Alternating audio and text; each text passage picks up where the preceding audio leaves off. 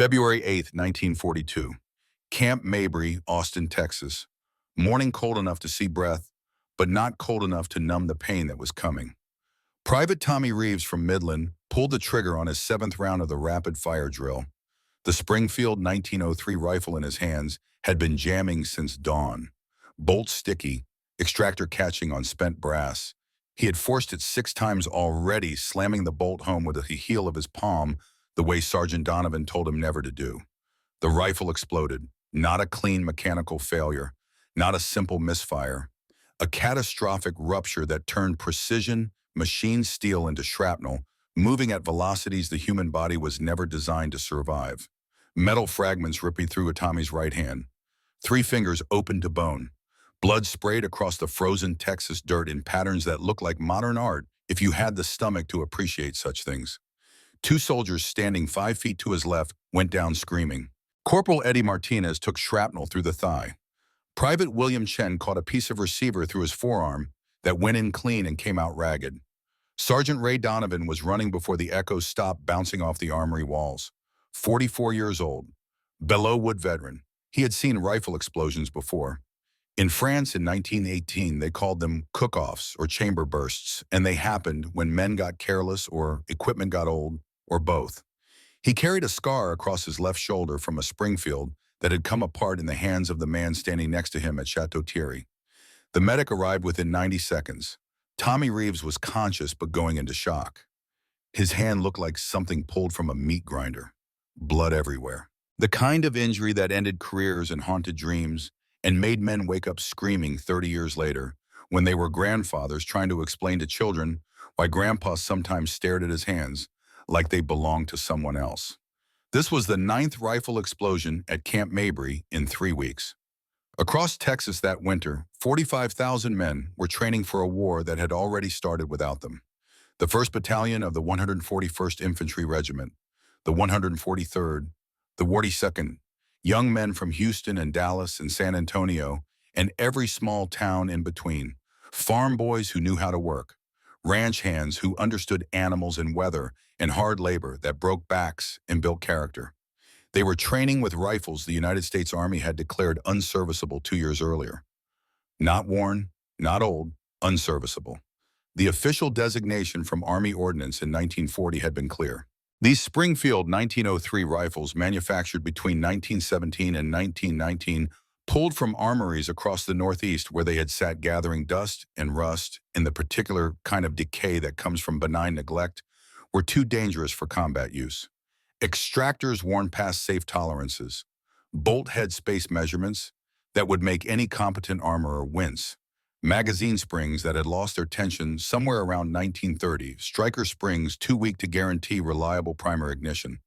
The recommendation had been to melt them down for scrap. Good steel, useful for something else, just not for putting in the hands of American soldiers who might need to bet their lives on 7 pounds of walnut and steel working the way it was designed to work. Then December 7th, 1941 happened. Pearl Harbor, 2,400 Americans dead in a morning. The Pacific Fleet burning in Hawaiian waters. Congress declaring war within 24 hours. The entire nation mobilizing for a conflict nobody wanted, but everybody knew was necessary now. Suddenly America needed rifles. Needed them immediately. Needed them by the tens of thousands.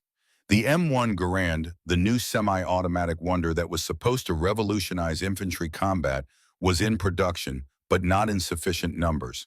Springfield Armory and Winchester could not manufacture them fast enough. Regular Army divisions got first priority. Marine Corps second.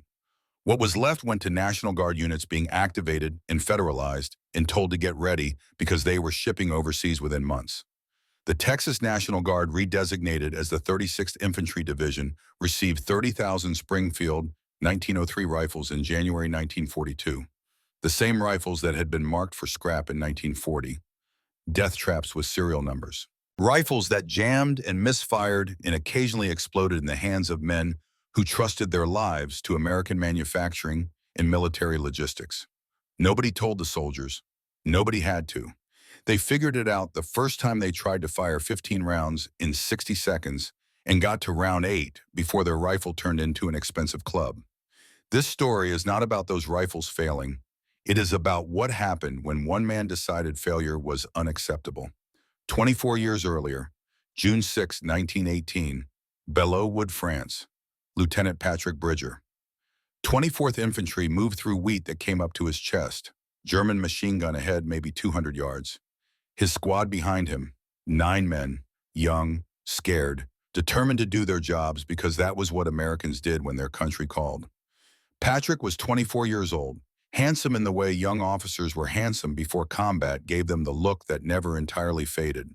He carried a Springfield 1903 rifle, serial number SON 44492. His younger brother Samuel had inspected that rifle at dawn. 6 hours ago, Sam was the battalion armorer, 22 years old, good with his hands, better with tools than with words. He had checked the extractor, measured the headspace, confirmed the striker spring tension. Everything perfect. Everything within specifications. Patrick raised the rifle. German machine gun crew spotted his movement. Open fire. Bullets snapped through wheat like invisible scythes. Patrick dropped behind a rock barely large enough to cover his torso. Return fire. 3 shots. Bolt smooth. Then round 4. The bolt jammed. Not sticky, not slow. Jammed solid. The extractor claw worn by 50,000 firing cycles since the rifle left Springfield Armory in 1917 had finally failed. The claw that grabbed the rim of a spent cartridge and pulled it free from the chamber had snapped. Microscopic stress, fractures invisible to the human eye, had propagated over months until metal gave way at the worst possible moment.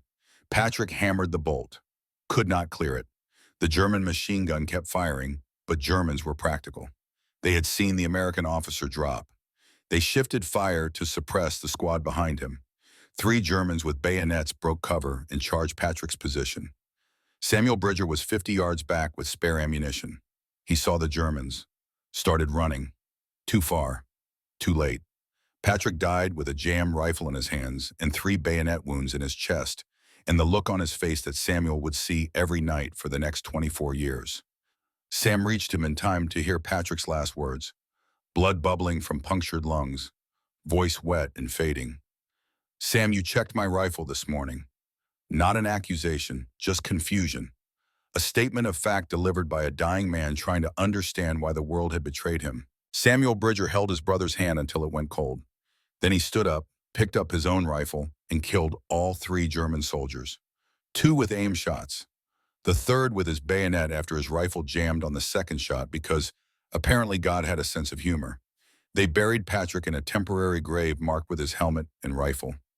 A year later, they moved him to a proper cemetery.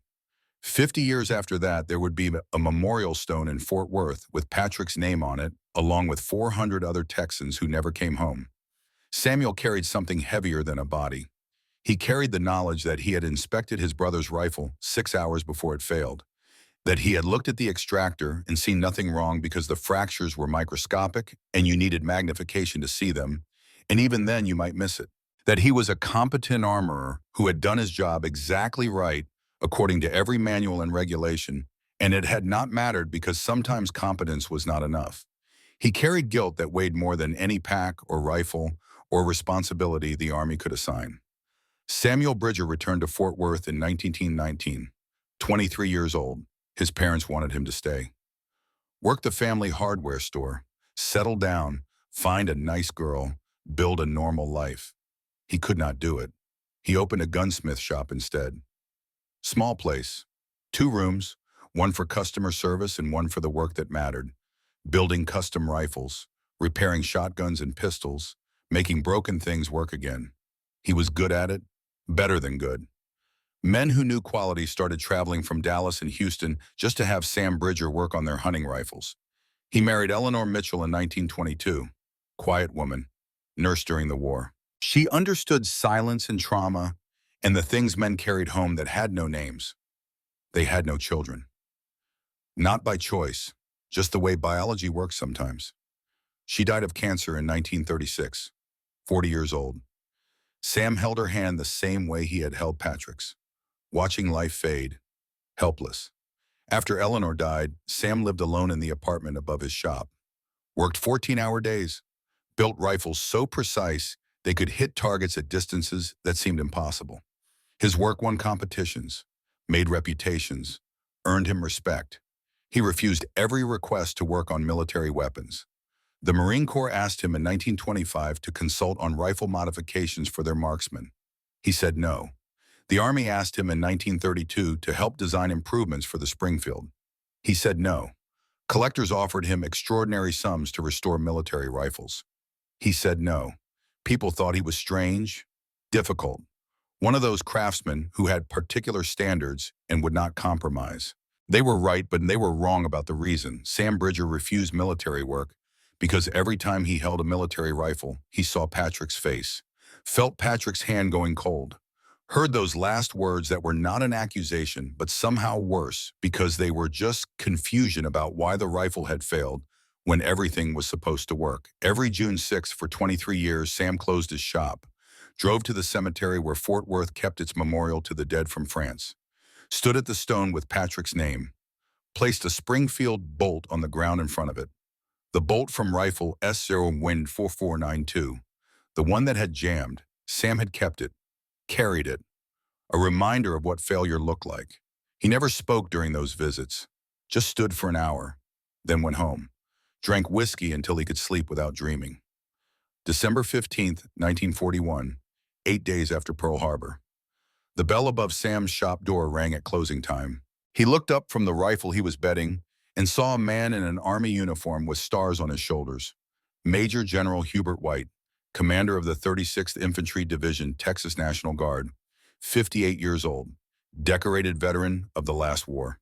He looked tired in the way generals look tired when they were being asked to do impossible things on impossible timelines.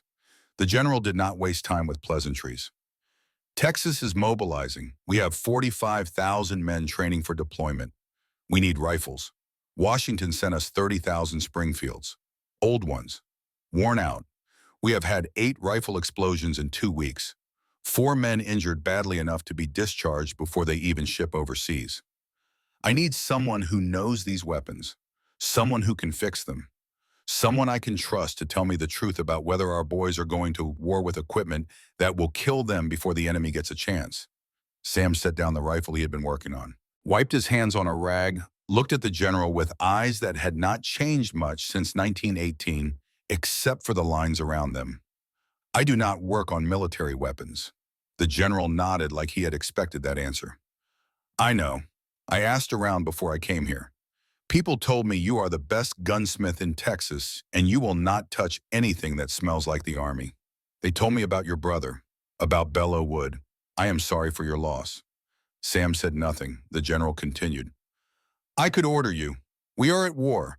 I could have you commissioned and you would have to comply. But I am not going to do that because men who are forced to work do not do their best work and I need your best. So I am asking, not as a general, as one man who lost people in France to another man who lost people in France. Help me make sure these boys go to war with rifles that work. Help me make sure no other brother has to watch his sibling die because of equipment failure. Sam stood quiet for a long time, looked at his tools, thought about Patrick, thought about 23 years of refusing to touch military rifles because touching them meant remembering and remembering meant pain. Finally, he spoke. I could not save my own brother. How can I save 45,000 men? The general's answer was simple. You could not save Patrick, but you can save every soldier who carries his name. That has to count for something. Sam closed his shop the next day, accepted a commission as colonel, reported to Camp Mabry, made a private oath at Patrick's memorial stone before he left Fort Worth. Patrick, I missed the worn extractor on your rifle. I will not miss it again. No Texan dies from what I can prevent. I swear it on your grave. He did not know yet that someone in Washington had already set him up to fail. February 10th, 1942, 2 days after the rifle explosion that tore apart Tommy Reeves's hand. Colonel Samuel Bridger stood in the Camp Mabry Armory workshop looking at 250 Springfield 1903 rifles laid out on tables. The worst performers, the ones causing injuries and training delays. He had requested them from units across Texas, collected the most dangerous weapons in one place so he could understand exactly how bad the problem was. It was worse than he thought. He assembled his team that morning. Master Sergeant Marcus Kane from Houston, 48 years old. Cherokee mother, white father. Pre-war gunsmith who built custom hunting rifles for wealthy ranchers. Marcus had 3 sons. The oldest, James, 20 years old, was training with C Company of the 141st Infantry, 200 yards from where they stood. James's rifle serial number S447291 jammed during every qualification drill. Captain David Stockton from Dallas, 32 years old, high school history teacher before the war. Commissioned in 1941 after officer candidate school. Assigned as training officer because he understood how to teach, and the Army desperately needed people who could turn civilians into soldiers in 16 weeks. 4 master gunsmiths recruited from across Texas. 8 senior NCOs, all veterans of the last war, all intimately familiar with the Springfield through experience that included watching it fail at critical moments. Bridger addressed them simply. Gentlemen, we have been given cast-off junk, 25 years old, 100,000 rounds through worn barrels. Army ordnance gave the National Guard what the regular Army rejected. We are second class in their eyes. We have 10 weeks to fix 30,000 rifles before the 141st ships to California. After that, they deploy to wherever the war sends them. If these rifles fail in combat, men die. That is unacceptable. He paused, looked at each man. My brother died in 1918 because I missed a worn extractor. I will not miss another. We will make these rifles better than factory new. We will prove that Texas does not accept failure, or we will die trying.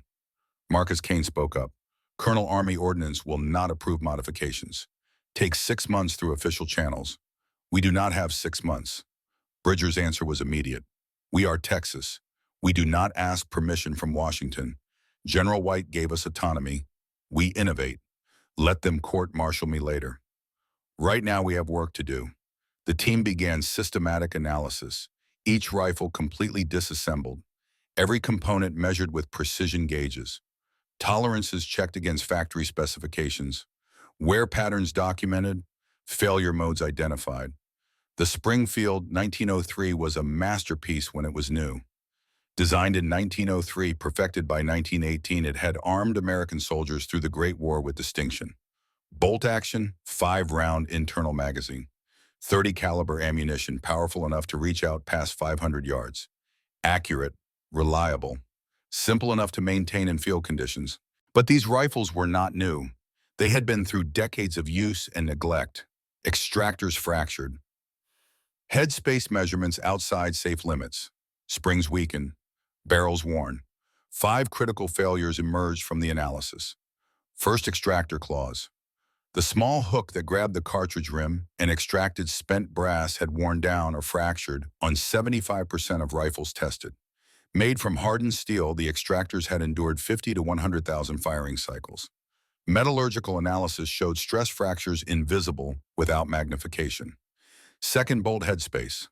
The critical gap between the bolt face and the chamber must measure between 4 and 6 thousandths of an inch.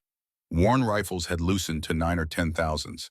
This caused misfires, ruptured cases, and occasional bolt blowbacks that injured shooters. Third, magazine springs. The spring pushing cartridges upward had weakened. Instead of consistent pressure, worn springs caused double feeds where 2 rounds jammed together, or failures to feed where the bolt closed on an empty chamber. Fourth, striker springs. The spring driving the firing pin forward had lost tension. Weak strikes on primers caused misfires, especially with older ammunition or in cold weather. Fifth, bolt throw speed. The Springfield's 90-degree bolt rotation was slower than the British Lee-Enfield's 60-degree throw. This limited fire rate even with perfect technique. Marcus Kane made a proposal that changed everything. We are thinking about this wrong. Army Ordnance thinks in terms of repair to specification. We need to think like innovators. Do not repair to original spec. Improve beyond original spec. Make these rifles better than they were when they left the factory in 1918. David Stockton agreed. The British can fire 15 to 20 rounds per minute with their Lee-Enfields because of faster bolt throw and larger magazine capacity. What if we modify our bolt geometry to reduce throw angle? What if we design extended magazines? Bridger listened, thought about Patrick, Thought about 23 years of guilt. Thought about 45,000 Texas boys who deserve better than death by equipment failure. Do it. All of it. If the modifications fail, I take responsibility. If they work, we save lives. That is all that matters. Over the next 2 weeks, the team designed improvements. New extractors from chromium, vanadium tool, steel heat-treated to Rockwell, hardness 60, harder than original specification. Deeper hook geometry, wider bearing surface, selective bolt fitting. Each bolt precisely matched to its specific rifle gauged to optimal headspace. Bolts and rifles permanently paired and marked with matching serial numbers. Magazine springs replaced with music wire. High-carbon spring steel used in piano construction. These springs maintain tension through 150,000 compression cycles. Striker springs upgraded to chrome silicon alloy. 30% more striking force. Guaranteed primer ignition even with degraded ammunition. Extended 10-round magazines. Marcus Kane's specialty. Designed from scratch. Army Ordnance Regulations technically forbade modification of magazine capacity, but Kane argued regulations were written by men sitting in offices in Washington who had never needed to reload while people were shooting at them. Bridger approved it. Most radical was bolt modification. Reducing rotation from 90 degrees to 70 degrees required machining new locking lugs, changing angles that had been designed by engineers and proven through millions of rounds. If the angles were wrong, the bolt could fail catastrophically, explode in the shooter's face. They spent 3 weeks on calculations, built prototypes, tested empty cycling 10,000 times. Then live fire. March 15, 1942, first prototype testing, 50 modified rifles ready.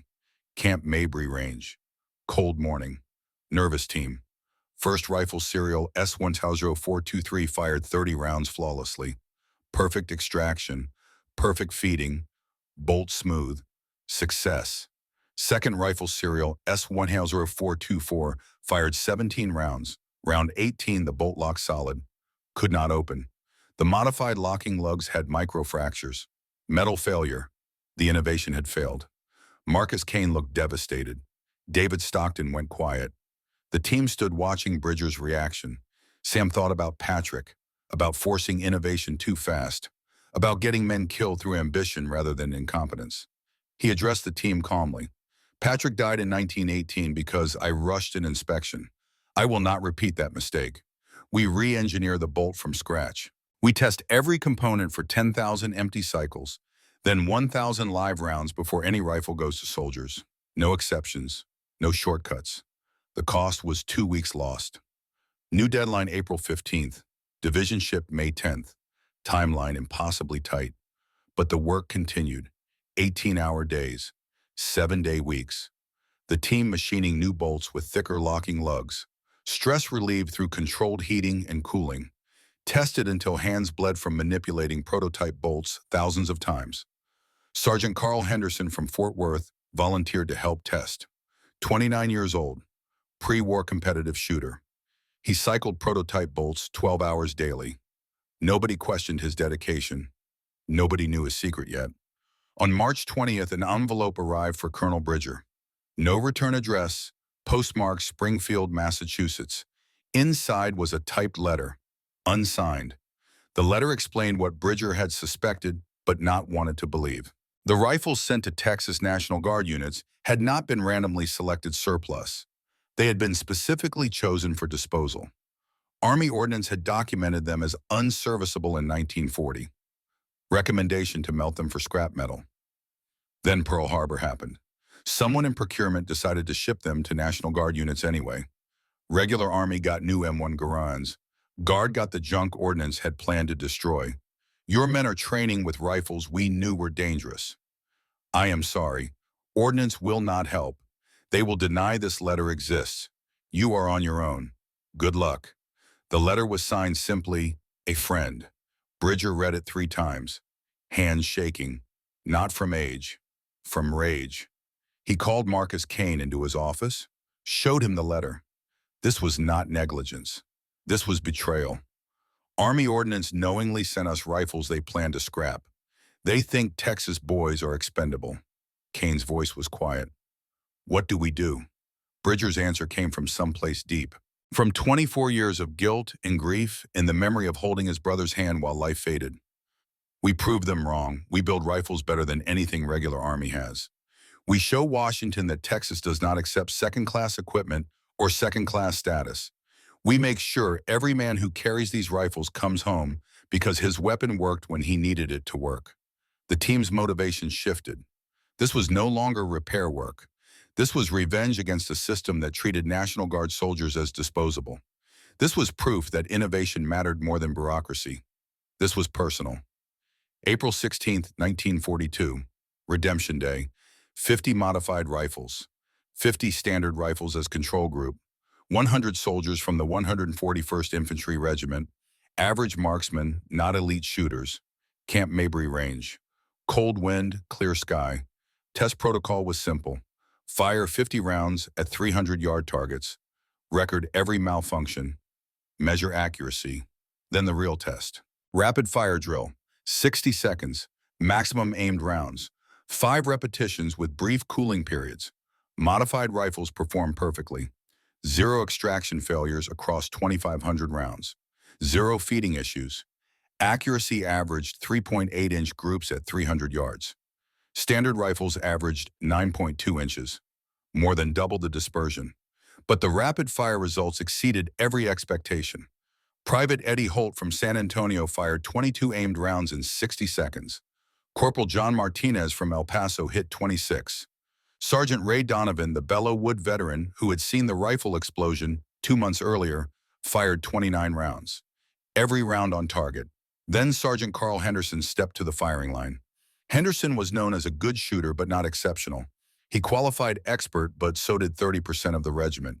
He had won some local competitions before the war, but nothing that made him famous. He took position. Modified Springfield serial S188445. 10-round magazine loaded. Bolt smooth from thousands of test cycles. The range officer called time. Henderson fired with rhythm that seemed impossible for bolt action. Sight picture, trigger press, bolt up, back, forward, down, sight picture, trigger press, bolt cycle. No wasted motion, no hesitation, just smooth mechanical precision, like a sewing machine stitching fabric. 60 seconds later, the range officer called cease fire. Henderson had fired 41 rounds, 40 hits on a man-sized target at 300 yards. 1 miss low left, probably wind. Silence on the range. Nobody moved. 41 aimed rounds in 60 seconds from a bolt-action rifle. It should not have been possible. The M1 Garand, the semi-automatic rifle that regular Army divisions carried, averaged 40 rounds per minute. Henderson had just matched it with a bolt action. Colonel Bridger walked to Henderson, stared at him. How Henderson reached up to his left eye, removed it. A glass prosthetic. He had been hiding it for months. The Army medical exam required both eyes functional. Henderson had memorized the eye chart with his right eye, lied on his physical, passed inspection through deception because he wanted to serve. Colonel, I lost my left eye when I was 12. Shotgun recoil accident. I have been shooting one-eyed my entire adult life. Learned to compensate. Nobody knew because I learned to fake it. He held the glass eye in his palm. If a one-eyed man can fire 41 rounds per minute with your rifle, imagine what two-eyed soldiers will do. Bridger felt something break inside his chest. Not his heart, his certainty. The certainty that he was responsible for Patrick's death. The certainty that he could never do enough to make up for one missed inspection 24 years ago. Henderson had just proved that training and innovation mattered more than perfect biology. That excellence came from discipline and practice and refusal to accept limitations. Captain Stockton stepped forward. This validates our doctrine. It is not talent. It is technique. We can teach this. Bridger nodded, then did something he had not done since Eleanor died 6 years earlier. He wept, not sobbing, just tears running down weathered cheeks while he looked at a rifle that worked perfectly and a soldier who had overcome disability through determination and the realization that maybe Patrick's death could mean something if it led to this moment. General Hubert White had been observing from the tower. He came down to the range, looked at the test results, looked at Henderson, looked at Bridger. Colonel, I am authorizing full modification of all 30,000 Springfields. I am also sending this data to Washington with my personal recommendation. They will probably ignore it, but when we prove these rifles in combat, they will beg for your blueprints. By May 8th, 2,400 rifles had been modified. The 141st Infantry Regiment received the first complete batch. Soldiers who had been struggling with jammed weapons suddenly had rifles they could trust. Private Tommy Reeves, the young man whose hand had been torn apart by the rifle explosion in February, received modified Springfield serial S235789. His right hand was bandaged still. 3 fingers would never work quite right again. But he could hold a rifle. His first rapid-fire drill with the modified weapon produced 19 aimed rounds in 60 seconds. 0 jams. He named the rifle Eleanor after Colonel Bridger's late wife. Someone had told him the story. Tommy Reeves wept the same way Bridger had wept. Because the rifle worked. Because American soldiers deserved equipment that did not kill them before the enemy got a chance. But while Texas gunsmiths worked miracles 200 miles east, another story was beginning. One that would intersect with these rifles in ways nobody could predict. One that would prove American values through actions rather than words. One that would turn enemy into friend across the chasm of war and decades. That story began with Bacon. The night before the 141st Infantry Regiment shipped to California, Marcus Kane did something that would haunt him for 33 years. May 9, 1942, 11:47 at night. Camp Mabry Supply Depot dark except for a single light in the Armory building where Kane had permission to work late. General White had given him authorization to conduct final inspections on modified rifles. Make sure every weapon heading to war was perfect. Kane walked through rows of racked rifles in C Company's storage area. 287 weapons tagged and assigned to specific soldiers. Each rifle bore a name stenciled on masking tape stuck to the stock. Henderson, Martinez, Holt, Davidson. Names of men who would carry these weapons into combat against enemies who wanted them dead. One name stopped Kane cold. Kane Joe, serial number S447291, his son's rifle. The one James had been issued in January, the one that jammed during every qualification drill. The same rifle Kane had secretly test-fired in February and found 3 critical failures. Extractor fractured. Headspace dangerously loose at .010 inches. Striker spring 40% weak. That rifle had not been modified yet. James's unit was scheduled to receive upgraded weapons in June. After they deployed. After they were already gone. Marcus stood staring at rifle S447291 for 5 full minutes. He thought about James, 20 years old, bright kid, good with his hands like his father. James had wanted to be a gunsmith, follow the family trade. But Pearl Harbor happened and James enlisted within a week because that was what young men did when their country called. Marcus thought about his wife, Sarah. Cherokee traditional. She had performed a protection ceremony before James left for Camp Mabry. Burned sage. Prayed to the 4 directions. Asked ancestors to watch over their oldest son. Sarah believed in those ceremonies the way Marcus believed in precise measurements and proper tolerances. He thought about the oath he had sworn to Colonel Bridger. No favoritism. Every soldier waits his turn. Your son does not get special treatment because regulations exist for a reason, and breaking them meant soldiers would doubt every rifle the team touched. Marcus Kane broke that oath. He removed rifle S447291 from the rack, carried it to his workbench, retrieved another weapon from the completed modification inventory, serial number S300558, one of the finest rifles Kane had personally built and tested, 500 rounds through it without a single malfunction, headspace perfect at .005 inches, extractor that would last 200,000 cycles, bolts so smooth it felt like silk. Kane had marked S300558 with his personal maker's mark. A tiny Cherokee symbol for protection etched inside the bolt where nobody would see it unless they disassembled the weapon completely. The same mark he used on custom hunting rifles built for wealthy clients who paid triple rates for Kane craftsmanship. He swapped the rifles, put S300558 where S447291 had been, tagged it with James's name. hid S47291 in the back of the unmodified inventory where it would eventually get upgraded and issued to some replacement soldier who would never know its history. Then Marcus Kane sat at his workbench and wrote a note on a scrap of paper. Unsigned. He folded it and tucked it into James's pack. Son, your rifle will not fail you, I made sure. Stay alive, come home. That is an order. He did not sign it. James would know. Kane locked the armory, walked home through Austin darkness, did not sleep. Sarah found him at dawn, sitting at their kitchen table staring at his hands. You swapped the rifle. Not a question. Sarah knew. Cherokee mothers always knew. I saved our son. But 312 men in his battalion. Only 87 have modified rifles. 225 still have junk. What about their fathers? Sarah took his hands. Rough hands. Gunsmith hands scarred by files and chemicals and years of shaping metal. You cannot save everyone. You saved our son. That must be enough. Marcus Kane did not believe her. But he nodded anyway because what else could he do? The trains were leaving in 6 hours. James would board with rifle S30558 marked with Kane's protection symbol. Some other boy would eventually get S447291 after it was fixed. The math was simple, but the ethics were impossible. By October 1942, production had expanded to 800 rifles per week. By November, the entire 36th Division carried modified Springfields. But May 1942, 87 men had good rifles and 225 had weapons that might kill them. Marcus Kane would carry that arithmetic in his chest like shrapnel for the rest of his life. February 14, 1943. Sidi Bou Zid, Tunisia, North Africa.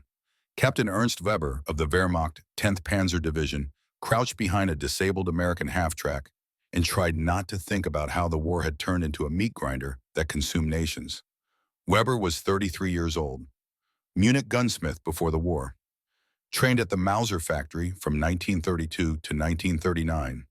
Built precision hunting rifles for wealthy clients. Married Greta in 1938. Daughter Annalise born March 1943. He had been in Tunisia when his wife's telegram arrived 3 days ago. Baby girl, healthy, wife recovering. He had not held his daughter yet. Might never hold her if American artillery got the range right. The battle had been going badly for Americans all morning. German tanks and infantry overwhelming green troops who were learning the difference between training and combat. The Texas 36th Division had arrived in North Africa a month earlier. Eager, confident, unprepared for how quickly metal and explosives could turn human bodies into something unrecognizable. Weber's squad was advancing through a position the Americans had abandoned 20 minutes earlier. Dead soldiers scattered like broken toys. Equipment everywhere. Rifles, helmets, packs torn open. The detritus of retreat. Weber noticed one rifle lying in dirt 30 meters away. Springfield 1903. Standard American weapon. He had seen dozens already, but something about this one looked different. He could not explain why. A gunsmith's eye noticing details that combat soldiers missed. He retrieved the rifle. Serial number S188445. Stock slightly scarred but well maintained. He worked the bolt. Smooth. Smoother than it should be for a weapon that had been in combat. He ejected the magazine. 10 rounds, not 5. 10. American Springfields held 5 rounds. This one held 10, modified magazine, not factory original. Weber looked closer. The bolt throw felt wrong. Not bad wrong, different wrong. The rotation angle was smaller than standard. Maybe 70 degrees instead of 90. Faster, more efficient. He examined the receiver, found a small stamp he did not recognize. A Lone Star. Texas marking maybe. This rifle had been customized, not by a factory, by a craftsman, someone who understood metal and stress and how tiny changes in geometry could transform performance. Weber had built custom rifles for a decade. He recognized masterwork when he held it. A German private approached, young kid named Otto, 19. Should have been in university studying engineering. Instead, he was carrying a rifle through North Africa, killing people he had never met for reasons that were becoming less clear every month. Herr Hauptmann, we should move. Americans are regrouping. Weber nodded, kept the rifle, slung it across his back alongside his Mauser. He wanted to study the Springfield, understand what modifications had been made and why. a purely professional interest. Nothing to do with politics or loyalty. Just one craftsman appreciating another craftsman's work. They withdrew before American artillery found their position. The battle would rage for another week. Americans would lose badly. Germans would push forward. Then Americans would learn and adapt and eventually push back, because that was how war worked. Back and forth, advance and retreat. Men dying so politicians could move lines on maps. That night, Weber disassembled the captured Springfield by candlelight in a tent 40 kilometers from the battlefield. He had tools. Every good soldier carried tools because weapons broke and field repairs meant survival. The modifications were extraordinary. The extractor was not standard Wehrmacht steel. Chromium vanadium alloy, aircraft grade, harder than factory specification. The claw geometry was altered. Deeper hook, wider bearing surface. This extractor would last twice as long as original equipment. The bolt head space had been precision fitted, custom matched to this specific rifle. The tolerances were tighter than factory standard, maybe 0.005 inches. Perfect. This rifle would never have the extraction or firing problems that plagued worn weapons. The magazine was completely redesigned. 10-round capacity using high-tension springs. Music wire, maybe. The feeding geometry was different, smoother. The designer had understood that magazines were not just boxes that held cartridges. They were mechanical systems that had to work perfectly under stress. The trigger had been worked by someone who understood sears and engagement angles. 4 pounds, maybe. Crisp. No creep. Competition quality. But the bolt modification was what amazed Weber most. Reducing the rotation angle from 90 to 70 degrees required machining new locking lugs, changing angles that had been proven through millions of rounds. The math had to be perfect. If the lugs were too shallow, the bolt would fail catastrophically. Too deep, and the action would bind. Whoever designed this had calculated stress loads in metal fatigue and tolerance stacking. This was engineer work, master craftsman work.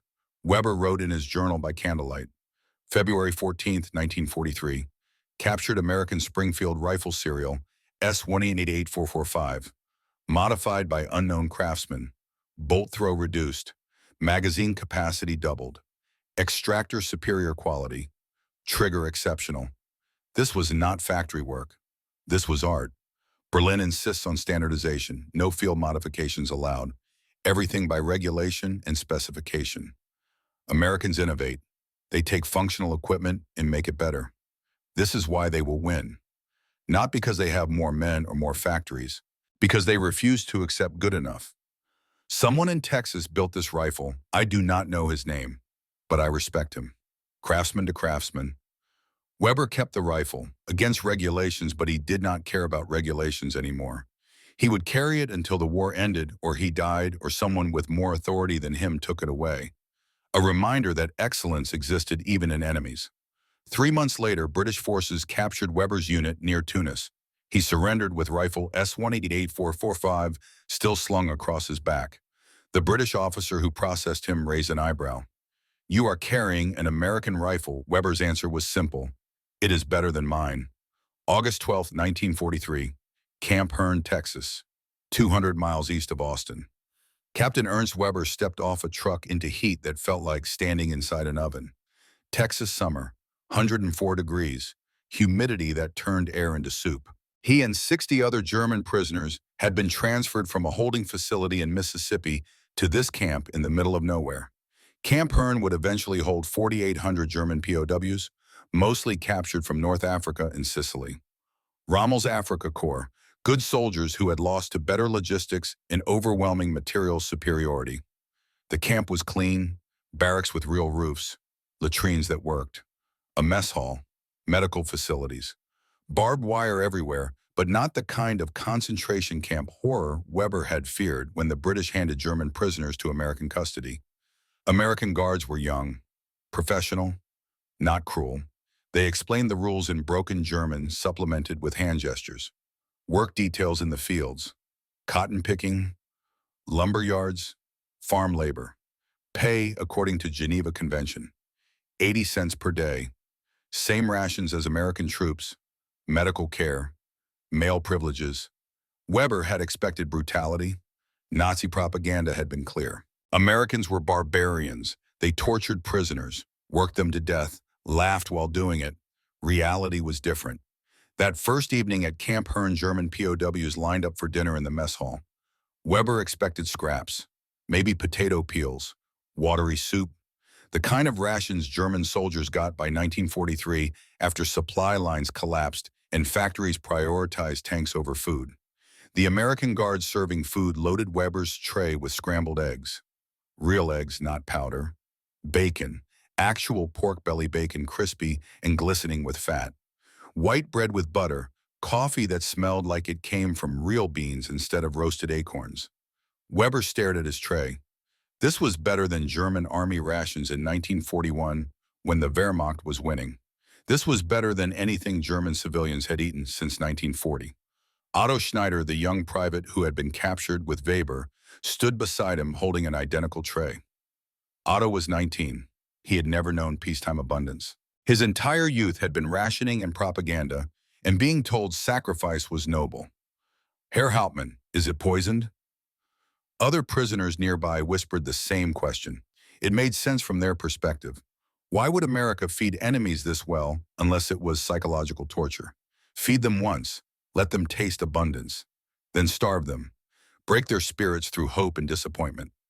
Weber looked at the American guard, young corporal from Texas based on his accent, maybe 22 years old. He noticed the Germans hesitating. The corporal spoke in broken German with a Texas drawl that mangled every vowel. Essen, gut, no poison, Geneva Convention. He pointed at his own food. Same thing, eggs and bacon, ate a bite to demonstrate, not poisoned. Weber thought about his daughter Anneliese in Munich. 2 months old now, Greta would be feeding her whatever milk could be found. If milk could be found. Rations in Germany were down to 1,200 calories per day for civilians. Pregnant women got extra, but not much extra. His daughter was starving in Bavaria while Weber stood in a Texas POW camp being offered bacon. He ate. The taste exploded across his tongue like a revelation. Salt, fat, protein, real food. He had not tasted meat like this since before the war.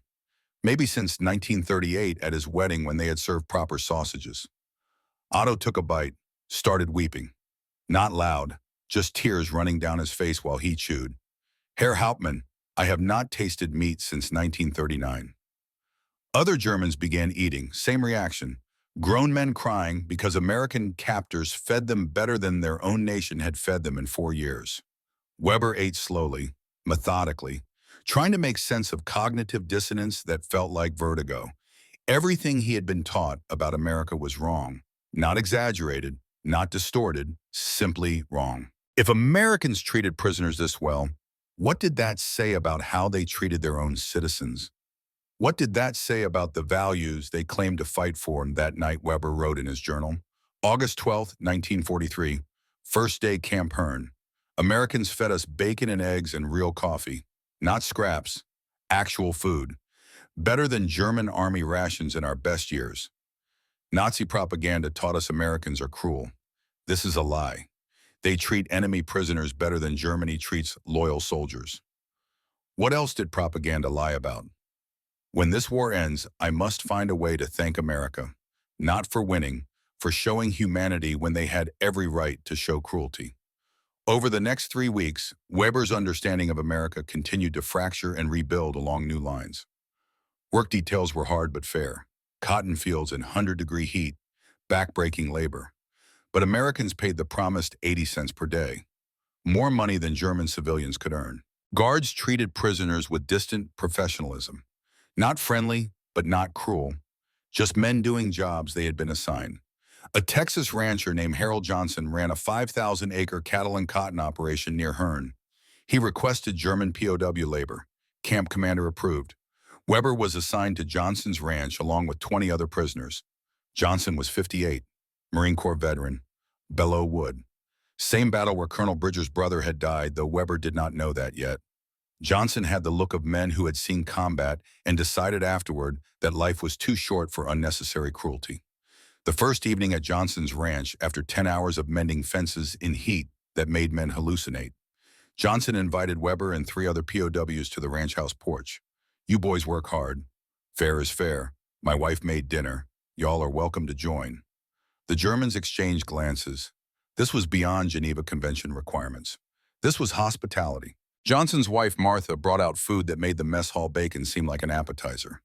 Texas barbecue brisket, 12-hour smoke over mesquite wood, falling apart tender, corn on the cob soaked in butter, coleslaw, apple pie for dessert with vanilla ice cream. Weber had not eaten like this since before he was drafted in 1939. This was peacetime abundance. This was the kind of meal wealthy people ate at celebrations, and Johnson was offering it to enemy prisoners. Johnson lit his pipe, looked at Weber. "You were a gunsmith before the war." Weber was surprised Johnson knew. "Yes. Munich, Mauser factory, trained 1932 to 1939. Johnson nodded. "Hell of a rifle, the Mauser. My Marines carried Springfields at Belleau Wood, lost a lot of good men. But respect for German craftsmanship never died. Mauser is peak engineering." Weber did not know how to respond. This American had fought against Germany, lost friends to German bullets.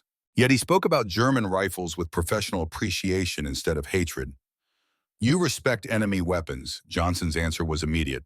"Son, I do not respect weapons. I respect craftsmen. War makes us enemies for a while. Craftsmanship makes us brothers forever. Politics change, quality endures." Weber felt something fundamental shift in his understanding of the world. Nazi propaganda taught us Americans are barbarians without culture. Cruel. "You feed me better than my own army. You talk to me like a person." Why Johnson puffed his pipe. Watch the Texas sunset turn the sky orange and purple. "You are a person. War does not change that. I killed Germans in 1918, probably killed men with families just like you. I do not celebrate that. I do not apologize for it either. But I do not have to hate you now just because I fought you then." Hate is exhausting. Respect is easy. After dinner, Johnson showed Weber the ranch. 5,000 acres, 2,000 head of cattle, cotton fields stretching to horizons that seemed infinite, equipment that worked, abundance that seemed impossible after 4 years of German rationing and scarcity. The guest room has a shower, hot water, clean towels. Take your time. You earned it. Weber had not bathed in hot water since North Africa in 1941. 2 years of cold water and rivers and occasional rain. He stood under the shower for 20 minutes. Water temperature perfect, pressure strong, soap that smelled like cedar. He wept quietly where nobody could hear. He was a prisoner. Johnson owed him nothing. Yet Johnson treated him better than German officers had treated their own men, fed him better, respected him more, showed more humanity than Weber's own nation had shown its citizens. Back in the barracks that night, Weber wrote the longest journal entry of his captivity. August 20th, 1943. Worked at Johnson Ranch. He fed me Texas barbecue, gave me hot shower, treated me like a guest instead of a prisoner. He fought against Germany in 1918, lost friends to German bullets. Yet he shows me respect. Professional to professional, craftsman to craftsman. Americans do not need propaganda to prove their values. They simply live them. They feed enemies real food, give them medical care, pay fair wages, treat them like humans even when they have every right to show cruelty. If American prisoners live this well, what does that say about American citizens? What does that say about freedom and dignity and the values they claim to fight for? Everything we were taught was lies, not mistakes, not exaggerations. Deliberate lies designed to make us hate an enemy that does not deserve hatred. When this war ends, I must find that American gunsmith, the one who built rifle S188445. I must thank him, not for building weapons that killed Germans, for building weapons with excellence, for showing that craftsmanship matters even in war, for proving that some men refuse to accept good enough even when good enough would be easier. I do not know his name, but I know he is somewhere in Texas, and when this war ends, I will find him. I will shake his hand, craftsman to craftsman, brother to brother. Weber did not know yet that finding the gunsmith would take 30 years, that it would not happen until long after both men had been changed by war and loss, and the long work of rebuilding lives from wreckage. But the seed had been planted, the idea that enemies could become friends, that craft transcended politics, that excellence built bridges, all because of bacon and a hot shower and a Texas rancher who understood that respect cost nothing and cruelty gained nothing. The rifle Weber had captured would become more than a trophy. It would become a symbol. Evidence that somewhere in Texas, American craftsmen were building weapons that worked better than factory specifications because they refused to accept the minimum standard. That somebody cared enough to make things right. That mercy and innovation could coexist with military necessity. Weber kept rifle S-188-8445 in the camp storage facility where prisoners were allowed to maintain personal effects under guard supervision. He had permission to study it, take measurements, make sketches. The camp commander believed occupying prisoners' minds reduced trouble. Weber spent hours with that rifle, measuring angles, calculating tolerances, understanding the modifications, learning. Somewhere in Texas, Colonel Samuel Bridger was training soldiers in modifying rifles and caring guilt about Patrick. Somewhere else, Marcus Kane was building weapons and worrying about his son James in the Pacific. They did not know that a German officer in a Texas POW camp was studying their work and coming to respect them more than he respected his own nation. The war would continue for 2 more years. Men would die, cities would burn, nations would collapse and rebuild. But in a small camp in central Texas, the foundation was being laid for reconciliation. It started with breakfast, bacon and eggs and coffee. Simple things, American things, things that said more about values than any speech or propaganda poster ever could. Mercy tastes like bacon when you are starving. Dignity feels like hot water when you have been filthy for 2 years. Respect sounds like a Marine veteran calling you son and talking about craftsmanship. Weber would never forget, and 30 years later, his memory would bring him back to Texas, not as a prisoner, as a friend. August 7, 1942, Guadalcanal, Solomon Islands. The 141st Infantry Regiment came ashore into a hell the training manuals had not prepared them for. Jungle so thick you could not see 10 feet ahead. Humidity that turned uniforms into wet rags within minutes. Mosquitoes carrying malaria. Japanese soldiers who fought with the ferocity born from belief that death was preferable to surrender. This was not North Africa where you could see the enemy coming across open ground. This was combat at knife range where you heard the enemy before you saw him, and sometimes not even then. Private Tommy Reeves from Midland carried modified Springfield serial S235789. Eleanor, the rifle that had replaced the one that exploded and destroyed his hand 6 months earlier. 3 fingers on his right hand still did not work quite right. Doctors said they never would. But he could pull a trigger and work a bolt, and that was enough. August 21st, 3 in the morning, Japanese attacked through the jungle toward Henderson Field. Screaming, not battle cries, actual screaming. Banzai charges designed to terrify as much as to kill.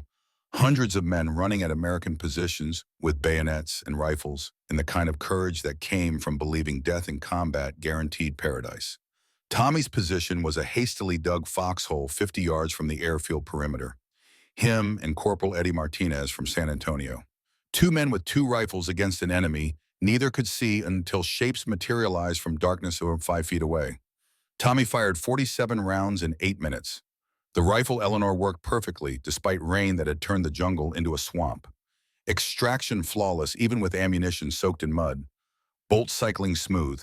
Magazine feeding without hesitation. The modifications Colonel Bridger's team had built into this weapon performed exactly as designed under conditions that should have caused failures. Eddie Martinez's standard issue rifle jammed on round 12. Extractor failure. He died reloading while a Japanese soldier bayoneted him through the chest. Tommy killed that soldier, then kept firing, methodical, in every round counting because ammunition was finite and the enemy kept coming. When dawn finally broke and the Japanese withdrew, leaving 200 bodies scattered across ground that would never quite wash clean, Tommy sat in his foxhole and counted. 47 rounds fired, 0 malfunction. Eddie Martinez dead 3 feet away with a jammed rifle in his hands. Tommy cleaned Eleanor with hands that shook, not from fear, from the realization that he was alive because Texas gunsmiths had refused to accept good enough. Eddie was dead because someone in Washington had decided National Guard soldiers deserve second-class equipment. The mathematics of mercy and betrayal calculated in blood and brass. Lieutenant Frank Morrison filed an after-action report that would eventually reach Camp Mabry, though nobody there would see it for months. The report was direct. Modified Springfield rifles performed beyond expectations under jungle combat conditions. Fire rate comparable to M1 Garand. Reliability superior despite rain mud and sustained use. Recommend immediate Army-wide adoption of Texas modifications. Also recommend investigation into why only partial unit equipment with modified weapons. Corporal Martinez died with jammed standard issue rifle. Private Reeves survived with modified weapon. The difference was equipment, not training or luck. September 5, 1942. Camp Mabry, Austin, Texas. Marcus Kane received a letter forwarded through military mail. The envelope was stained, bent. It had traveled 8,000 miles across the Pacific. The handwriting was James's. Kane recognized it before he saw the name. His hands shook opening the envelope. Sarah stood beside him in their small house in Houston. They had driven to Austin for a meeting with Colonel Bridger about production schedules. The letter had arrived that morning. Dad, you swapped my rifle. I know it was you. Serial S3LM558 has your maker's mark inside the bolt.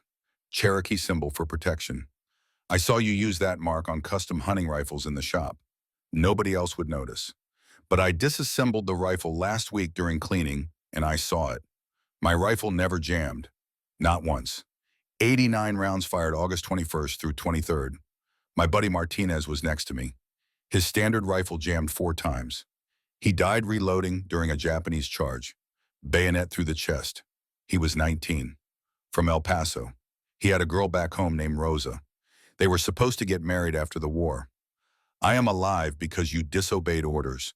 Martinez is dead because you only had time to save 87 men, and he was not one of them. Thank you, Dad. I know what that choice cost you. I know you broke the oath you made to Colonel Bridger. I know you have been carrying that guilt since May. But I also know Martinez had a father too. And that father is going to get a telegram soon. And Martinez died with a rifle that should have worked but did not. Dad, please work faster. My friends are dying with jammed rifles. I can hear them dying. I can see them dying. And I know my rifle works because you gave me your best work and you gave Martinez standard issue junk. I do not blame you. You are my father. You saved me. But please save the others too. Please make sure no more Martinez boys die reloading. I love you. Stay safe. Keep building rifles. You are saving lives even if it does not feel like it, James. Marcus Kane read the letter 3 times, then walked outside and vomited in the yard. Sarah followed him, put her hand on his back, said nothing because words were inadequate for what James had described. Marcus had saved his son. Eddie Martinez was dead. The equation was simple and horrifying. He drove to Camp Mabry, found Colonel Bridger in the workshop, showed him the letter. Bridger read it without expression, then looked at Marcus with eyes that had seen too much loss. How many rifles are modified now? 2,400. We are running 3 shifts, 800 per week production rate. Bridger calculated mentally. 30,000 rifles, 2,400 modified, 27,600 still unmodified. At current rate, we need 34 more weeks, 8 months. Men are dying with jammed rifles for 8 more months. He turned to Captain Stockton, who had joined them. Double the team. Recruit every gunsmith in Texas if you have to. I do not care about cost. I do not care about overtime. I want production at 2,000 rifles per week by October. Every man in the 36th Division carries a modified weapon by November. No exceptions. By October 1942, they hit the target. 2,000 rifles per week. By November, every soldier in the 36th Division carried a Texas modified Springfield. But James's letter had arrived in September. 2 months of men dying with the equipment that should have been fixed.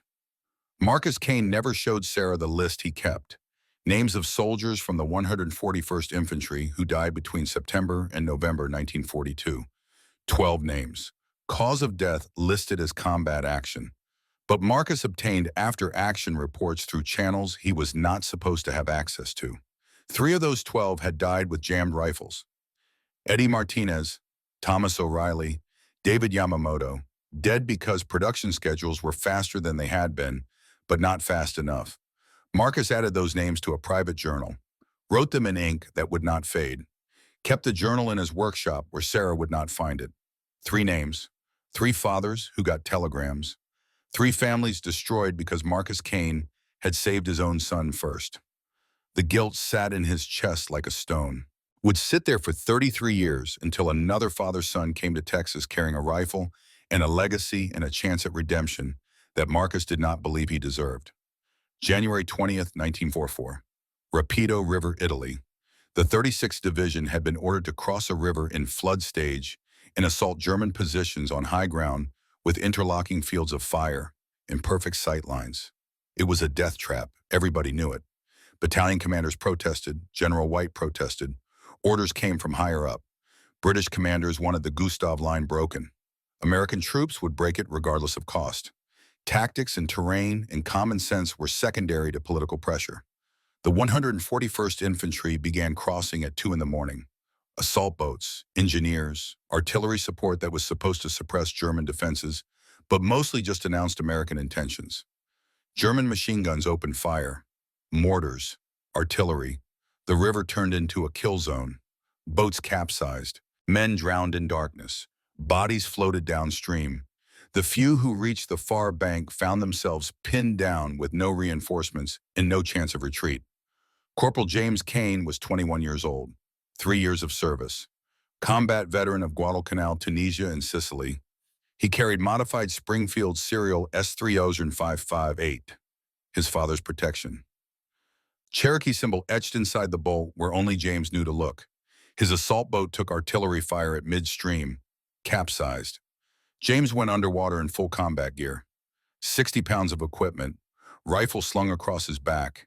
He surfaced, swam, reached the far bank more through luck than skill, because swimming in combat gear was less swimming and more controlled drowning. His rifle was soaked, submerged for 30 seconds, covered in river mud. James hit the bank, rolled to cover, German machine gun tracking him. He brought up rifle S300558, pulled the trigger. The rifle fired, no hesitation, no malfunction. Extractor worked perfectly despite submersion. Bolt cycled smooth despite mud. The modifications Marcus Kane had built into this weapon performed flawlessly under conditions that should have caused total failure. James fired 28 rounds in 4 minutes, suppressing fire, keeping German gunners down long enough for 6 other soldiers to reach cover. Corporal Morrison, Private Davidson, Sergeant Chen, 3 others whose names James did not have time to learn. Then a German grenade landed 2 feet from James's position. He saw it, recognized it, had maybe 1 second to react. He could have run, probably should have run. Instead, he threw himself over the grenade, covered it with his body, tried to absorb the blast, save the men around him. The grenade exploded. Medic Corporal Andy Morrison reached James within 30 seconds, found him still breathing, barely, shrapnel through chest and abdomen and legs, blood everywhere, too much blood. The kind of wounds that killed men slowly enough that they stayed conscious and knew they were dying. James's last words were clear. Morrison wrote them in his report because they seemed important, even though he did not understand why. Get my rifle to my dad. Tell him it worked. Tell him 28 rounds. 0 jams. Tell him it was not the rifle. Tell him I love him.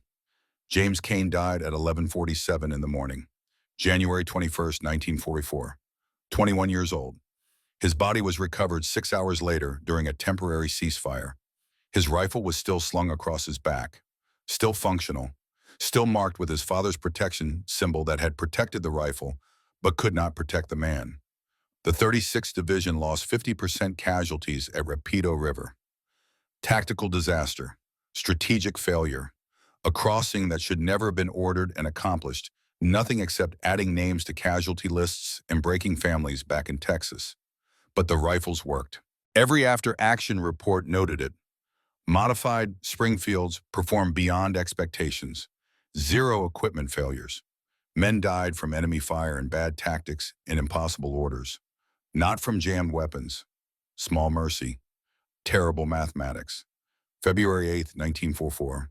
Camp Mabry, Austin, Texas, 11:47 at night. Marcus Kane was working late in his workshop. Same time James died at 8,000 miles away, though Marcus did not know that yet. He was inspecting a batch of newly modified rifles, quality control, making sure every weapon that left his hands was perfect. The telegram arrived at 11:53. Western Union messenger, young kid, 16 maybe. He looked nervous. Delivering death notifications to families was the worst part of his job. Telegram for Master Sergeant Kane. Marcus knew before he opened it. Telegrams delivered at midnight only carried one kind of news. The Secretary of War desires me to express his deep regret that your son, Corporal James Kane, was killed in action 20 January in Italy.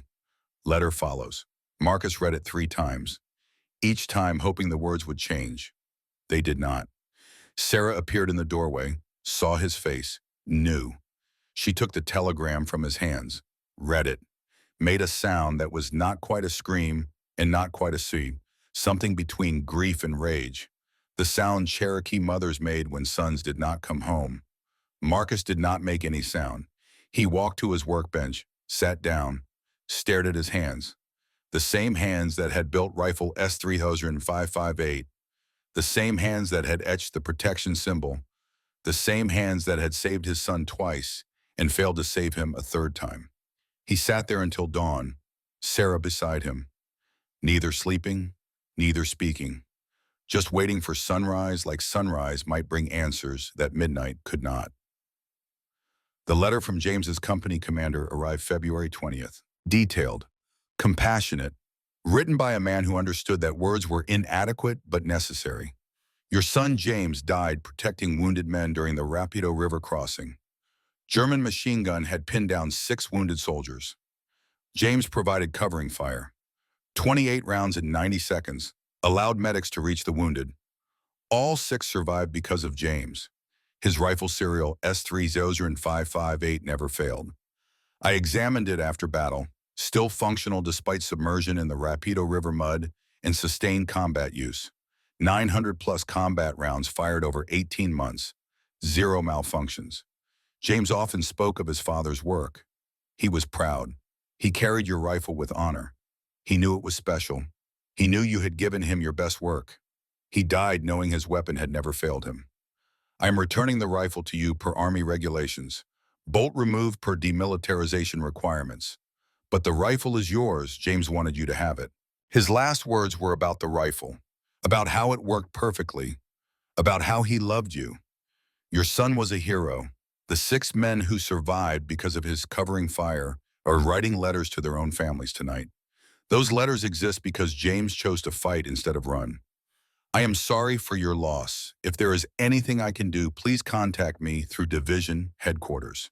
Captain David Larson, C Company, 141st Infantry Regiment. The rifle arrived March 3rd. Wooden crate. Packed carefully. Bolt removed and sent separately. Serial number S-30558 visible on the receiver. Marcus's Cherokee protection symbol still etched inside where nobody would see it without disassembling the weapon completely. Marcus set up the rifle in his workshop, mounted it on the wall. No plaque initially, just the rifle. Sarah came down 3 days later, found Marcus sitting at his workbench, staring at S-30558. She had a small wooden plaque she had carved herself. Cherokee tradition. Honor the fallen by speaking their name. Corporal James Kane, 1922 to 1944. This rifle never failed him. Marcus shook his head, removed the plaque, wrote his own version. Corporal James Kane, 1922 to 1944. This rifle never failed him. I did. Sarah removed that plaque, replaced it with final version. Corporal James Kane, 1922 to 1944. This rifle honored him. So did his father.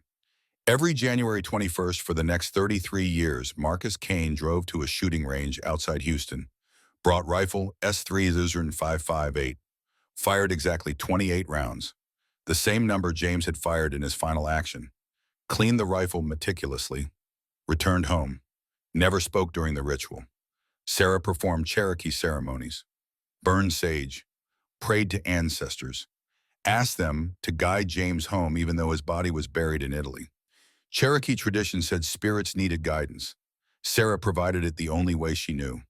Marcus provided guidance through ritual and rifles, built weapons that worked, saved other sons, carried James with him in the form of rifle S-358, and guilt that never quite faded even when logic said he had done everything possible. The mathematics never balanced. One son saved, one son lost. Thousands of other sons saved through rifles that worked. Eddie Martinez and Thomas O'Reilly and David Yamamoto lost because production was not fast enough. Marcus Kane lived with that arithmetic for 33 years. Thought it would kill him. Thought maybe it should. Sarah kept him alive through Cherokee wisdom and stubborn love and the insistence that guilt was not the same as failure. He did not believe her. But he kept living anyway because Sarah asked him to, and Cherokee husbands honored their wives' requests. April 12, 1952, Fort Worth, Texas. Samuel Bridger was 64 years old, retired from the Army in 1946 with rank of colonel and decorations he never wore. Opened a small gunsmith shop in Fort Worth, same trade he had worked before the war. Building custom rifles, repairing weapons, making broken things work again. He lived alone above the shop. Eleanor had been dead 16 years. Patrick had been dead 34 years. James Kane, whom he had never met, had been dead 8 years. The ghosts were patient. They waited. The mail carrier delivered a package from Germany, West Germany, Stuttgart, no return address beyond a city name. Inside was a Luger P-08 pistol, German officer's weapon, demilitarized per international regulations, firing pin removed. Beautiful piece, well-maintained. The kind of weapon that spoke of craftsmanship and pride. Engraved on the slide in precise lettering. To the Texas craftsman who made war honest. E. Weber, 1952. A letter accompanied the Luger, typed on German paper, translated carefully into English. Herr Colonel Bridger. My name is Ernst Weber. I was Hauptmann Captain Wehrmacht 10th Panzer Division. I captured one of your modified Springfield rifles at Sidi Bou Zid, Tunisia, February 1943. Serial number S188445. I was a gunsmith in Munich before the war. Mauser factory trained. I recognized immediately that your modifications were not factory work. They were masterwork. Precision craftsmanship applied to military necessity. I spent 1943 to 1946 as prisoner of war at Camp Hearn, Texas. Americans treated me better than my own army, fed me real food, gave me hot water, paid fair wages, respected my humanity even when they had every right to show cruelty. I studied your captured rifle for 8 hours at Camp Hearn. American guards permitted it because they believed occupying prisoners' minds reduced trouble. Your rifle taught me more about American values than any propaganda poster. You improved where others only repaired. You innovated where others followed doctrine. This is the mark of a master. I return to you this Luger as token of professional respect. Craftsman to craftsman, war made us enemies. Craft makes us brothers. If you would permit, I would like to correspond, not about war, not about politics, about craftsmanship, about metalworking and tolerances and the art of building things that work perfectly under stress. I understand if you refuse. I killed American soldiers. You built weapons that killed German soldiers. But I believe craft transcends politics. I believe excellence deserves recognition regardless of nationality. Mit Respect, Ernst Weber, Stuttgart, West Germany. Samuel Bridger read the letter 3 times, sat in his workshop surrounded by tools and rifles and ghosts, thought about Patrick, about James Kane, about 45,000 Texas boys who had gone to war with weapons that worked because Bridger had refused to accept good enough. He thought about an enemy officer recognizing craftsmanship across battle lines, respecting work even when that work had killed his countrymen, understanding that some things mattered more than politics or nationality or who won. Bridger wrote back, Herr Weber, your letter moved me. I never expected an enemy soldier to recognize the work. I did not modify those rifles for glory. I did it for my brother Patrick, who died in 1918 with a jammed rifle in his hands. I swore no American would die the same way. 30,000 rifles modified. Not enough. Never enough. But better than accepting failure. You understand craftsmanship? Yes, let us correspond. Not as former enemies. As gunsmiths. Sam Bridger. The correspondence continued for 15 years. 83 letters exchanged between 1952 and 1967. Topics range from metallurgy to heat treatment to trigger, design to stock betting. Technical discussions between craftsmen who spoke the same language, even when their native tongues were different. Never politics, never war guilt, never recrimination. Just two men who understood that building things well mattered. That precision and quality and refusing to accept minimum standards were values that transcended nationality. Weber shared Munich techniques, Mauser innovations, European steelworking advances learned over centuries. Bridger shared American mass production adaptations, quality control under pressure, battlefield modification philosophy. They taught each other, respected each other, became friends across an ocean and a language barrier and a history of violence. December 1967, Weber's final letter arrived 3 days before Christmas. Herr Bridger, doctors say I have weeks remaining. Cancer, lungs, too many years smoking pipes in workshops with poor ventilation. I want you to know you were the finest gunsmith I never met in person. Our correspondence has been the honor of my post-war life. War made us enemies. Craft made us brothers. That matters more than who won. I kept your rifle. Serial S188445. I will it to my son Heinrich with instructions to return it to Texas when I die. To find you. To give the rifle back with my respects. One request. May I visit America before I die? See your workshop. Shake your hand. Thank you in person for showing me that excellence exists even in enemies. I dream of Texas. Not as prisoner, as guest, as friend. Mit Respekt, Ernst Weber. Bridger's response was immediate. Ernst, come to Texas. Not as prisoner, not as guest, as friend. My door is always open. Sam. But Ernst Weber died January 12, 1968, before travel was possible. Lung cancer. Peaceful death in his Munich apartment surrounded by family. His son Heinrich found the correspondence with Bridger, found the captured Springfield, found instructions written in his father's careful handwriting. Return this rifle to Texas. Find Colonel Samuel Bridger. Tell him his work meant something. Tell him craftsmen remember craftsmen. Tell him I died grateful for American mercy. March 15, 1976, 8 years after Ernst Weber's death. Heinrich Weber was 45 years old, West German engineer, lived in Stuttgart, married with 3 children. He had spent months working up courage to contact Colonel Bridger. His father's wish had been clear, but 8 years was a long time, and Heinrich was not sure an 88-year-old Texas gunsmith would remember correspondence that had ended in 1968. He wrote a careful letter, explained his relationship to Ernst, explained his father's wish to visit Texas before death, explained that he wanted to fulfill that wish on his father's behalf, return the rifle, meet the man Ernst had admired, say thank you for 15 years of letters that had given his father joy in post-war years. Bridger's response arrived 3 weeks later. Not a letter, a telegram. More urgent. Heinrich, your father was finest man I never met in person.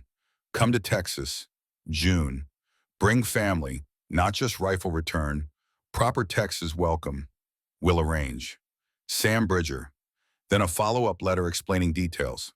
Not just workshop visit. Bridger was organizing a gathering. Veterans from the 36th Division. Men who had carried modified Springfields. Men whose lives had been saved by rifles that worked. He wanted Heinrich to meet them. Understand that Ernst's respect was reciprocated. That American soldiers remembered German professionalism even while fighting German armies. June 19, 1976. Bridger's Ranch, 40 miles west of Fort Worth. Small property, 80 acres, bought with retirement savings, nothing fancy but honest Texas land with mesquite trees and cattle and a view that stretched to horizons. Heinrich arrived with his wife Ingrid and son Stefan. Nervous, uncertain what to expect. Found instead a Texas barbecue that looked like a family reunion. 20 veterans, some with wives, some alone. Tommy Reeves, now 55. White-haired, rancher, rifle Eleanor displayed at home above his fireplace with a small plaque. Carried through 4 countries. Never failed. Carl Henderson, 63. The one-eyed marksman, retired Fort Worth police. He had fired 41 rounds in 60 seconds in 1942 with one eye and a modified Springfield. became legend, trained entire generation of police marksmen using Bridger principles. David Stockton, retired colonel, 66, former training officer, wrote the doctrine that turned Bridger's innovations into teachable methods. His manual was still used in modified form at Fort Benning. Marcus Kane, 82, oldest attendee, Houston gunsmith still working part-time. He had driven from Houston specifically for this meeting. Wife Sarah had died 2 years earlier. He came alone. Brought rifle S30558, James's rifle, the one with Cherokee protection symbol etched inside the bolt. Bridger at 88 was frail but sharp. Moved slowly. Thought clearly. He greeted Heinrich with a handshake that lasted longer than typical American greetings. Looked into the younger man's eyes and saw Ernst reflected there. Your father and I wrote 83 letters. He taught me European precision. I taught him American innovation. We made each other better craftsmen. That mattered more than the war. The barbecue was generous. 16 hours smoked brisket, mesquite wood, falling apart tender, ribs, corn, coleslaw, apple pie. The kind of Texas hospitality that said welcome without needing words. Heinrich's first bite of brisket brought tears. Not from taste, though it was extraordinary. From memory, his father had written about Texas barbecue, about American abundance, about being fed better as a prisoner than as a soldier. Ernst had described these exact flavors with the wonder of a man discovering civilization in the middle of war. This is what my father wrote about. The generosity, you feed former enemy's son like family. Bridger's response was simple. Your father respected our work. We respect his memory. In Texas, respect means food and conversation and treating guests like they matter. After dinner, Heinrich presented rifle S18445 to Colonel Bridger, the rifle Ernst had captured in 1943, the rifle that had started 15 years of correspondence, the rifle that had taught a German gunsmith that American values were real. Colonel Bridger, my father captured this rifle Tunisia, February 1943. He studied it for 8 hours at Camp Hearn. He said it taught him what excellence means. He wanted to return it personally. I do this for him. Bridger took the rifle, examined it. Serial number visible. Lone Star stamp still clear. The modifications he and Marcus and their team had built into this weapon in spring 1942 still functional 34 years later. He turned to Marcus Kane. Marcus, this rifle represents what we built, what we sacrificed for. Marcus Kane stepped forward, looked at rifle S188445, then looked at Heinrich Weber. When he spoke, his voice carried weight accumulated over 33 years of ritual and grief and unanswered questions. Heinrich, your father wrote about American values proven through action, not words. My son James carried one of these rifles, serial S30558, through Guadalcanal in Tunisia and Sicily and Italy. He died at Rapido River, January 21st, 1944.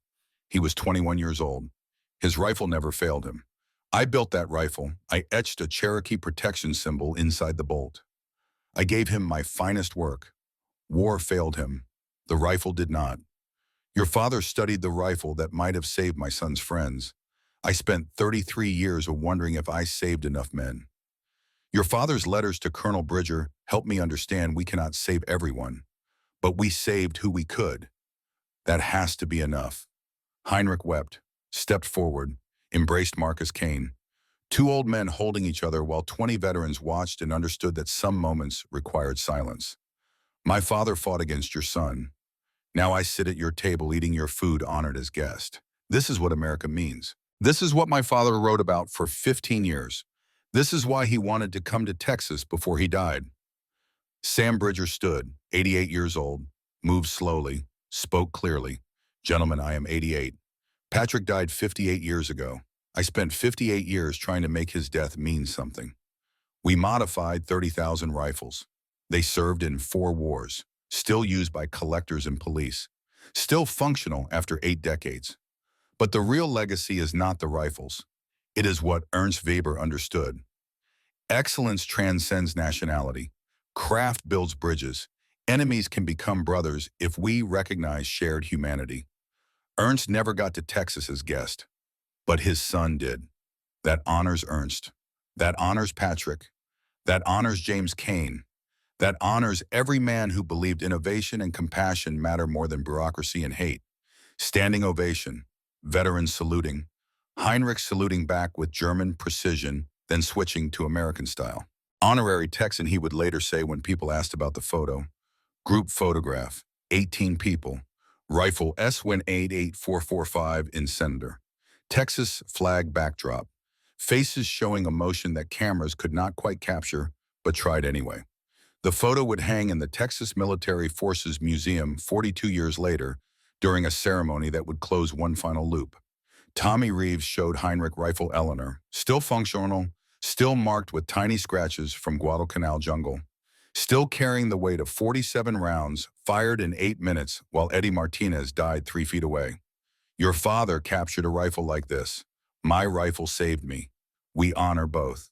The German craftsman who built Mauser rifles and the American craftsman who modified Springfields. Excellence deserves recognition. Carl Henderson demonstrated bolt manipulation technique, 70-degree throw, economy of motion, the method Captain Stockton had codified. The technique that let a one-eyed marksman fire 41 rounds in 60 seconds. Heinrich filmed it with a Super 8 camera, would show that film to German engineering students years later. Proof that innovation came from anywhere, men refused to accept limitations. The gathering lasted until midnight. Stories, laughter, some tears. Brotherhood forged, not despite the war, but because of what happened after. Because Ernst Weber had recognized excellence in enemies.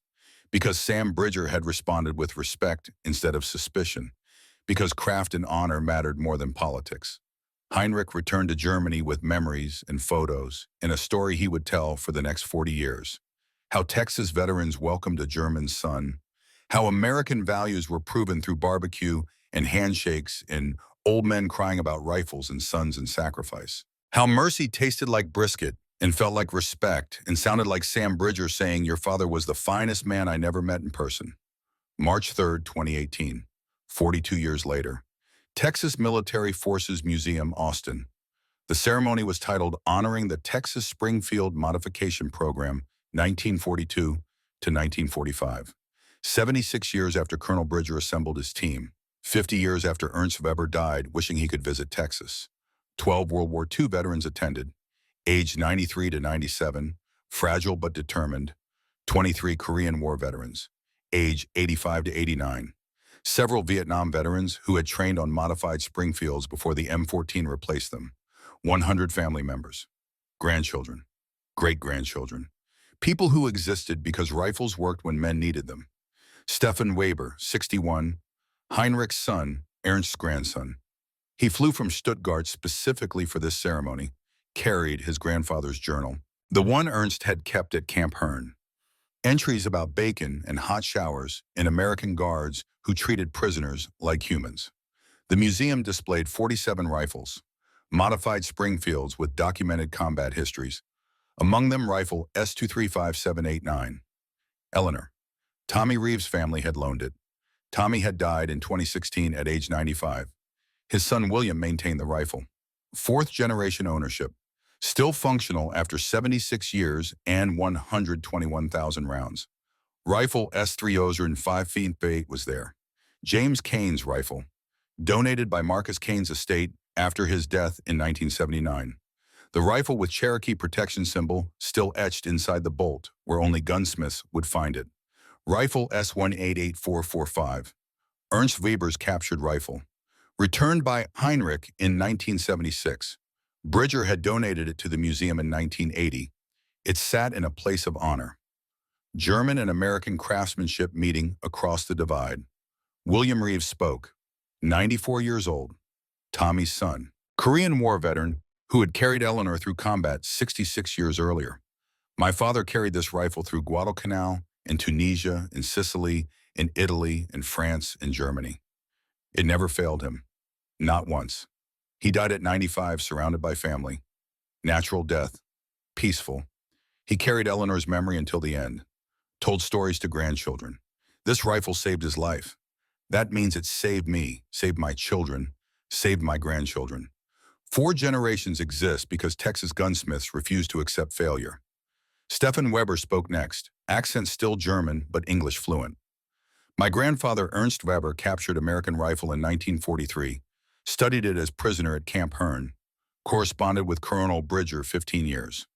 My father Heinrich visited Texas in 1976, met the veterans, ate Texas barbecue, was welcomed as friend not enemy.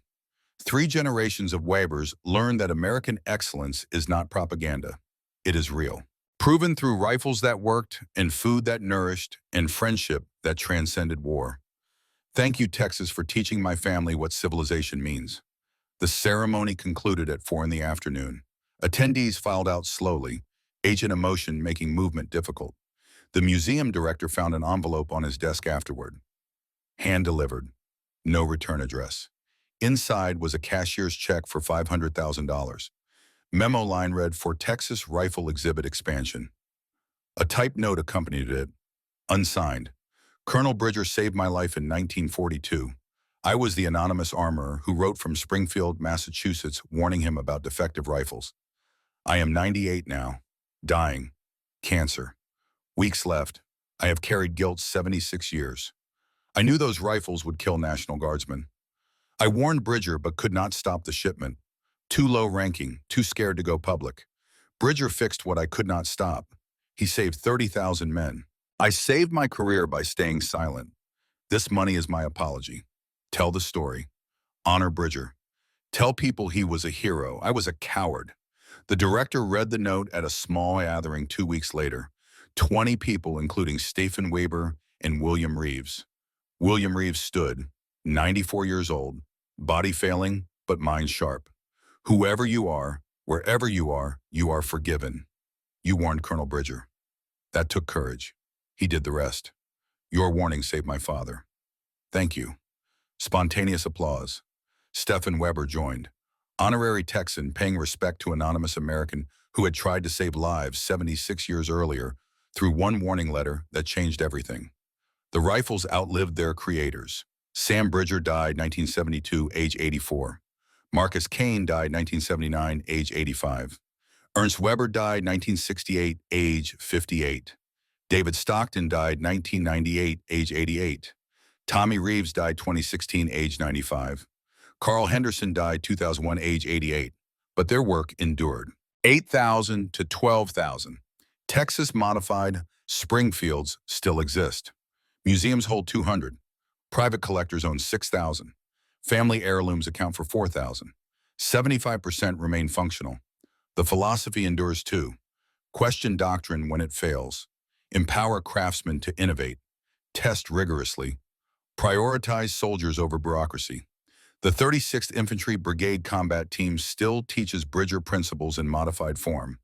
Adapt. Innovate. Overcome. In Iraq and Afghanistan, Texas National Guard units modified equipment when issued systems failed. Added armor to vehicles before official kits arrived. Jury-rigged communications when military radios malfunctioned. Used Bridger mindset applied to modern problems. Innovation does not require unlimited resources. It requires skilled people and practical thinking and freedom to implement solutions. Texas proved that in 1942. Proves it still. Jason Reeves is Tommy's great-grandson, 44 years old. Iraq War veteran, Marine Corps. He learned to shoot with rifle, Eleanor, when he was 12. 4th-generation connection to a weapon that saved his great-grandfather. In Iraq 2007, Jason's vehicle communications failed during patrol. He remembered great-grandfather's stories about Colonel Bridger, about refusing to accept broken equipment, about fixing problems instead of waiting for supply chains. Jason disassembled the radio system, found corroded connections, cleaned them with knife blade and wire brush. Jury-rigged repairs using principles 75 years old applied to technology that had not existed when Bridger lived. The radio worked. His squad maintained communications during an ambush that would have killed them without coordination. Jason saved 3 men using philosophy inherited from a great-grandfather he never met, who had carried a rifle built by a gunsmith who died before Jason was born. Legacy moves through time, not through blood alone. Through ideas and principles and the stubborn insistence that failure is unacceptable when lives depend on success. March 3, 2024, 46th anniversary of Bridger's death, Fort Worth National Cemetery. Jason Reeves visits Bridger's grave. Annual pilgrimage. He places a spent .30 caliber cartridge on the headstone. Tradition someone started in 1973, nobody knows who. But every year on March 3rd, a brass case appears on Bridger's grave. Jason stands at attention. Salutes, Colonel Bridger, you saved my great-grandfather. That saved my grandfather. That saved my father. That saved me. 4 generations of Reeves exist because you refuse to accept broken rifles. I am teaching my daughter to shoot with Eleanor next month. She is 8. 5th generation connection. She will learn that precision matters. Craftsmanship matters. Never accept good enough. Thank you, sir, for everything. The Texas sky stretches infinite. Wind carries the smell of mesquite and distant rain. Somewhere in Germany, Stefan Weber's grandson is studying engineering, learning about American innovation in World War II, about a Texas gunsmith who built rifles that worked, and a German captain who recognized excellence in enemies. The story continues. Legacy propagating through time, not because anyone demanded recognition, but because excellence speaks for itself, because mercy multiplies, because craft builds bridges that politics cannot burn. The rifles that spoke louder than words are mostly silent now, displayed in museums, mounted above fireplaces, locked in safes. But their message endures. Innovation matters. Quality matters. Refusing to accept second-class equipment for second-class soldiers matters. One man with conviction can change wars, can save thousands, can build legacy that outlives him by 8 decades and counting. Sam Bridger died believing he had failed Patrick, never quite accepting that 30,000 rifles and countless lives saved balanced against one missed inspection in 19. But the rifles remember even if Sam did not. The soldiers remember, the families remember, the Germans remember. And in a cemetery in Fort Worth, brass cases accumulate on a simple headstone year after year after year. Anonymous gratitude from people who understand that some debts can never be repaid but must be acknowledged anyway.